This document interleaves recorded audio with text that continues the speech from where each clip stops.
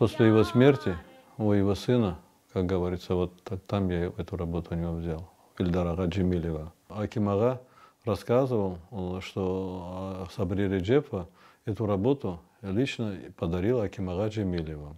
А так она, когда в Ташкенте еще были, его Рустем ага Еминов однажды реставрировал эту работу, оказывается. Havada uçkan samolyotning qanotunda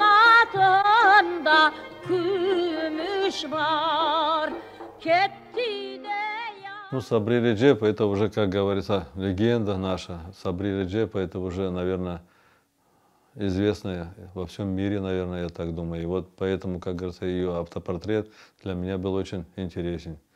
Я его видел на выставке, где-то в журналах печаталась эта работа. И вот узнал, где, что, у кого эта работа. А оказалось, вот это у Ильдара ага. Он показал мне еще несколько этюдов ее.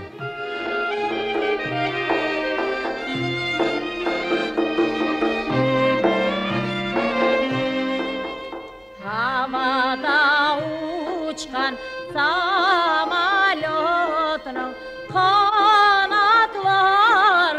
yaltıray.